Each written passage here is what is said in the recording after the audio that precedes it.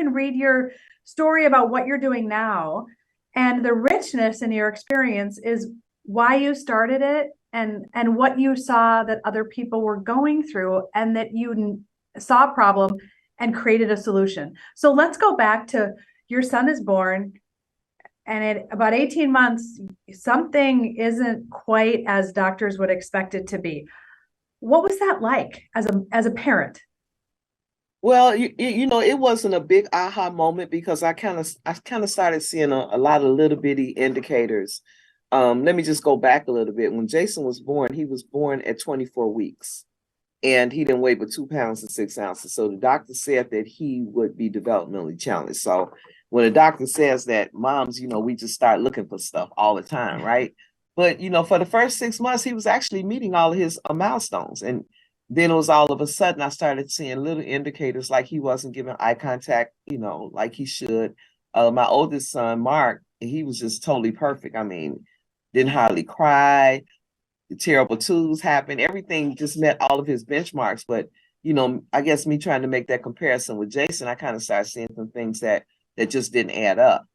But when he was 18 months old, everything that he was doing just kind of went away. No eye contact, no babbling, no smiling, just sitting very lethargic. And so we took him to doctor after doctor after doctor, and eventually we ended up getting the diagnosis of autism from Rush Hospital. And we didn't know very much about autism then. It wasn't as prevalent or in the news as it is right now. The statistics were 1 in 1,000 when Jason was diagnosed, and now they're 1 in 48. So just imagine living in an under-resourced community and trying to find resources, not just for him, but for me as well. It was very, very challenging and very, very frustrating for a long time. And I have a very good friend who has 3 children with autism, and she's a Black woman, and has talked with me extensively about how difficult it is. Doctors, and that's one more add-on on top of this. Oh my gosh, I have a child. I don't know what to do. You're not prepared. I mean, let's be honest. When you have a baby, you're not prepared for any of it.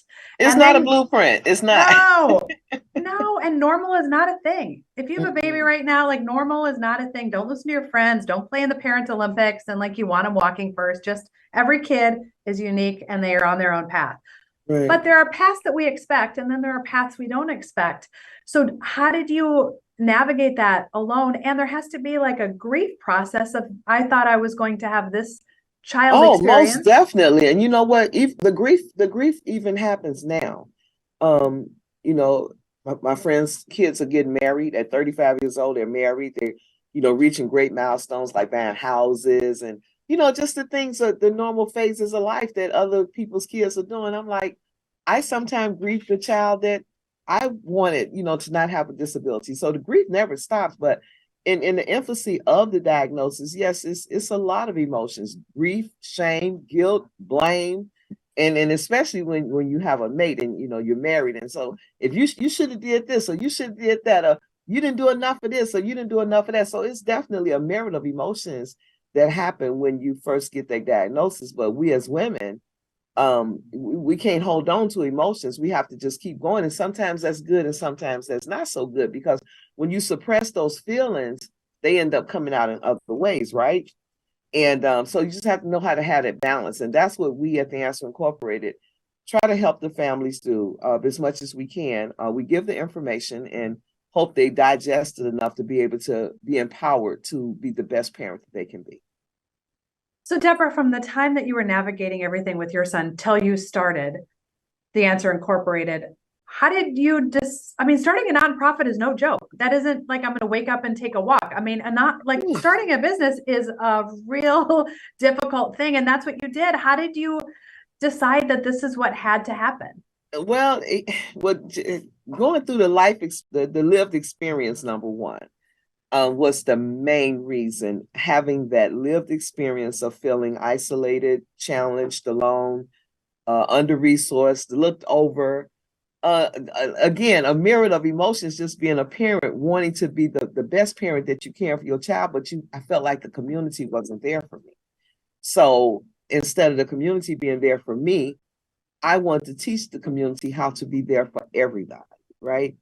So my husband, I was actually working for Ceasefire. I was a outreach coordinator for Ceasefire Maywood.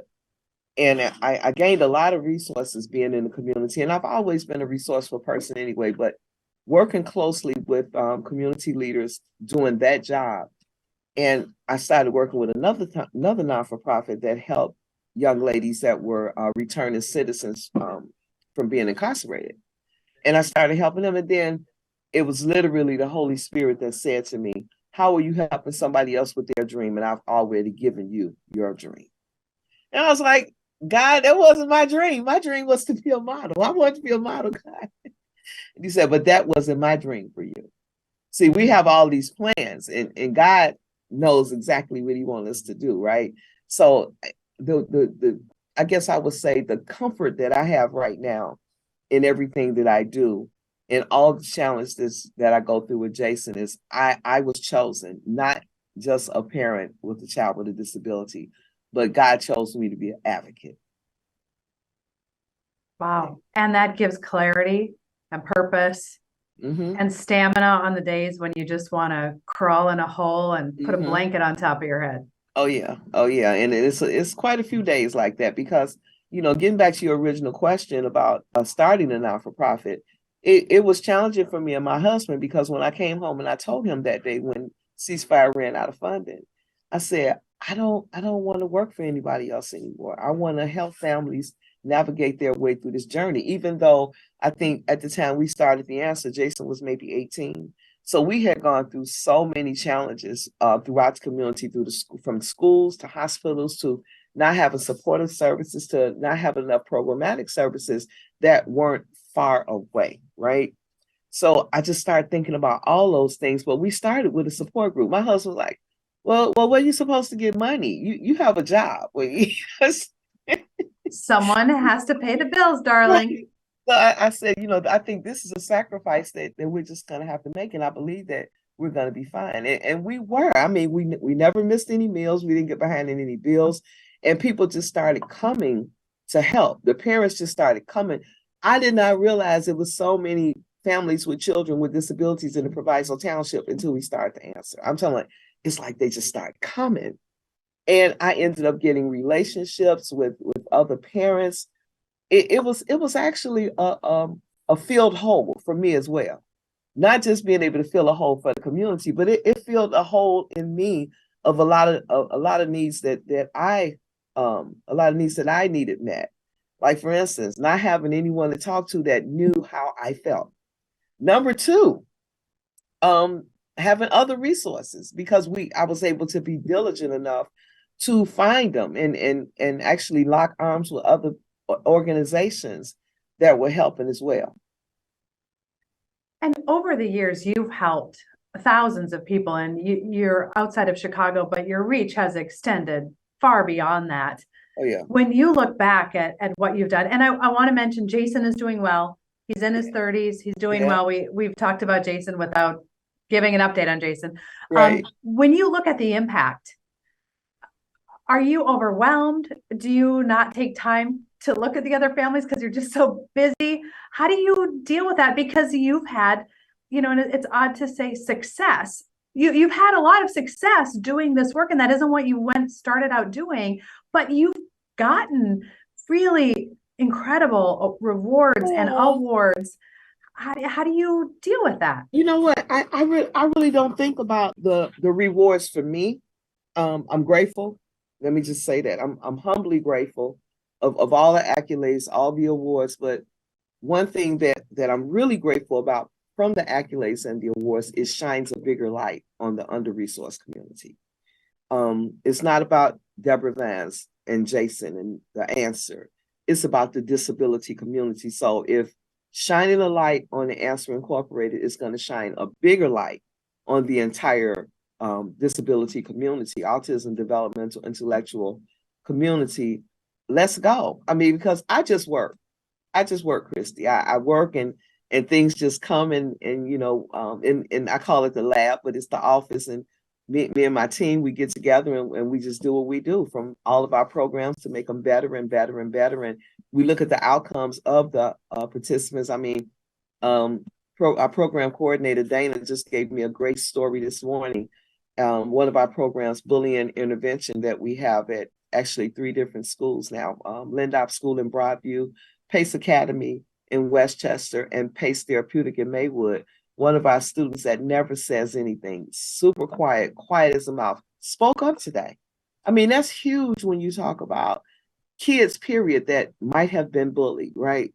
But a child with a disability that's shy, or even just having the characteristics of having autism, that's one of the characteristics of socialization skills. So actually just to see her bloom like that is definitely a milestone. It's fantastic. I'm sure that's what keeps you going too. It is. It is.